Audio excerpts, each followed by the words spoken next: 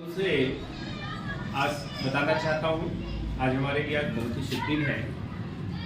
मेरे जन्म क्षेत्र क्रमांक 4 के अंतर्गत आने वाले सभी ग्रामों को, मेरे छात्र छात्राओं को देवता भोज का आयोजन हो रहा है।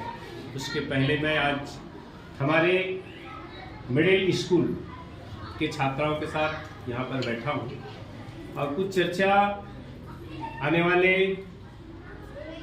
परीक्षा को लेकर, उद्देश्य को लेकर यहाँ पर हूँ।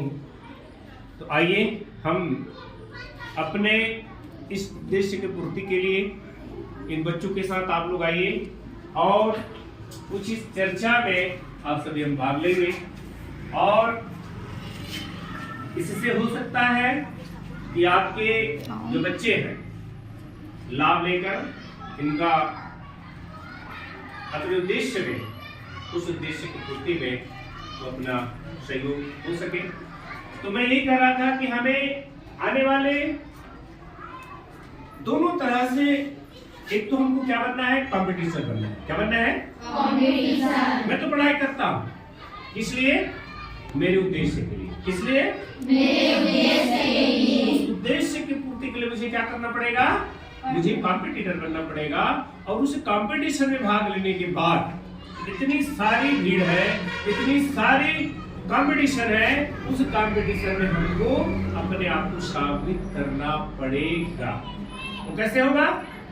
जब मैं उस दृष्टिकोण से या उस उद्देश्य से मेरी तैयारी होगी। तैयारी करने के लिए क्या करना पड़ेगा?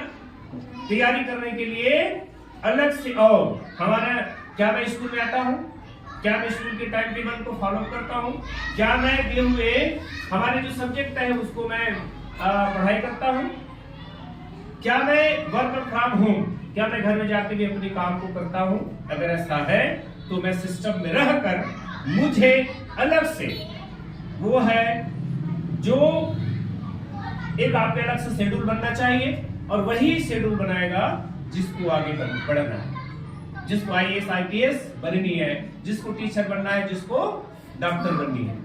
क्या है, सिर्फ अगर मैं 8वीं क्लास में हूं तो मुझे 9वीं क्लास का भी हल्का से जानकारी हो।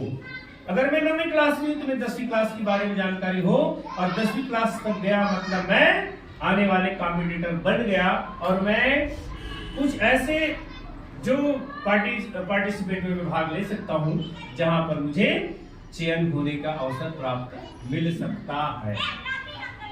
तो मेरे प्रिय छात्राओं, आज सबका उद्देश्य होता है कि हमारा जो जीवन जो मिला है कुछ करने के लिए, हमारे देश के लिए, हमारे समाज के लिए, हमारे राज्य के लिए, हमारे ग्राम के लिए। अब सबसे बड़ी महत्वपूर्ण बात है वो हमारी माँ बाप, उस हमारी माँ बाप के नाम रोशन करने के लिए क्या मैं कुछ कर सकता हूँ, क्या मैं अपने आप को साबित कर सकता हूँ, क्या मैं उसी के उद्देश्य में,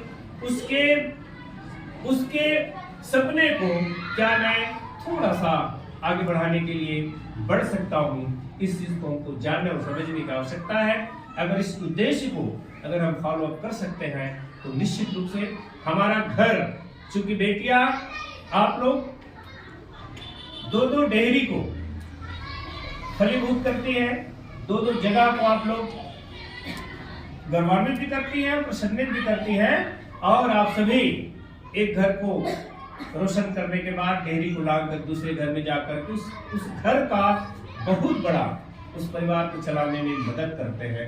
तो आप लोगों को मैं सैल्यूट करता हूं और आप सभी इस उद्देश्य के साथ अपने पारिवारिक जो जीवन है उसमें भी आप लोग सफल होते हैं।